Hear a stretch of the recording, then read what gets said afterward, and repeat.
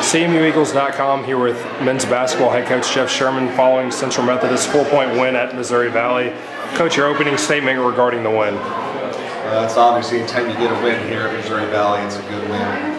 It's just a total team effort here tonight. This was one of our, I would like to consider this probably one of our best all-around games of the year, just because of the significance of tonight.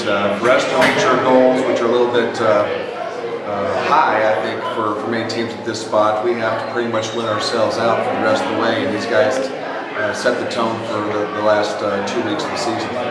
After suffering an 11-point upset loss to the Vikings in Fayette earlier this season, you come into their house and get a victory. What does getting a win on the road at their place mean, especially in a rivalry game? Well, the first game's over. We can't do anything about the first game. We know we're playing a very good team here tonight.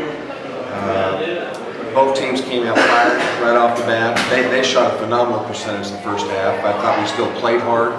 We were down defended. I think we missed a few key internal calls within the defensive scheme of things, but we fought hard on offense.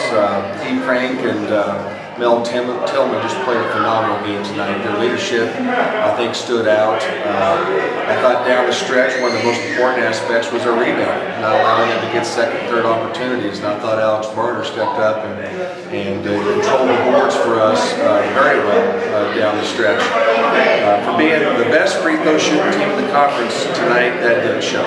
One, we didn't get to the free throw line enough, which was part of our goal. And we only shot 50% of the free throw line. So for us to come away with a big win like this and only shoot 50% from the free throw line is just huge for our program. First, looking at Central Methodist, Melvin Tillmans leads all scorers with 21.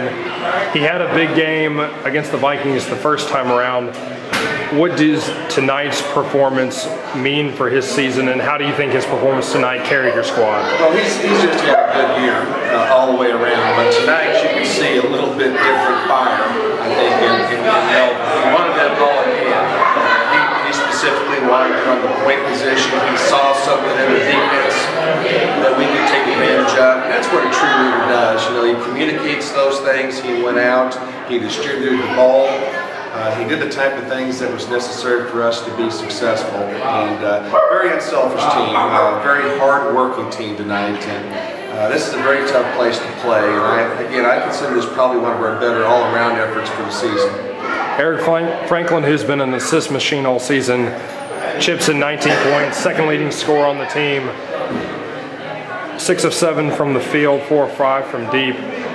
What did his play at the point guard position mean to your squad? Well, I mean, the part that he did tonight was, you know, he's only averaging about 8 points a game. He's a better player than that. He's used his role as distributing the ball and allowing others to score this year more than in the past. But tonight we needed his scoring.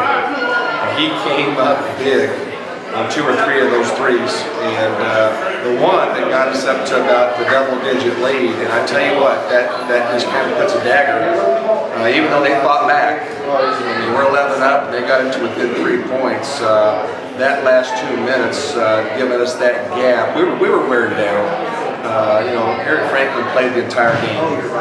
You know, he's not getting any rest, and you know, we're getting tired down the stretch. And the guys really stuck through it. They fought hard.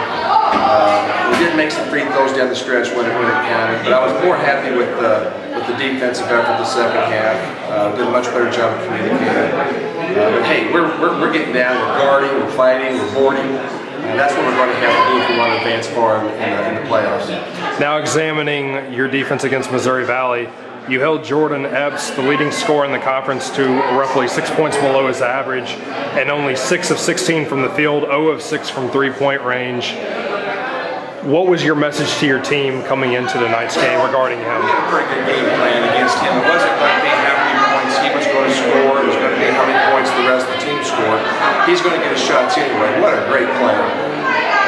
He's definitely a player that could be considered player of the year in the conference. He's most certainly going to be freshman of the year in the conference. I've never seen a freshman come in and have this kind of significance to the whole scheme of the game, both offense and defensively, like he has. We did a good job on him. We had a couple of slip-ups. but I thought team effort-wise, we did a good job on him. We did a good job overall. For us to keep ourselves in the ball game, I thought Missouri Valley played tremendous. This was not an off night by either team. Both teams fought their hearts out tonight. Your team has now won 2 straight games in league play, heading into Saturday's showdown with Benedictine in the Heart of America Athletic Conference Men's Basketball Game of the Week. What does Benedictine do well, and what kind of problems do you think that they could pose for your squad? Well, they're a good team. I mean, right now it's a battle for 4th place. This game Saturday could pretty much sum up who's going to get to at least host. Now, we're both actually mathematically in the running still for 3rd by winning the rest of our games, and for Culver to lose the rest of their games.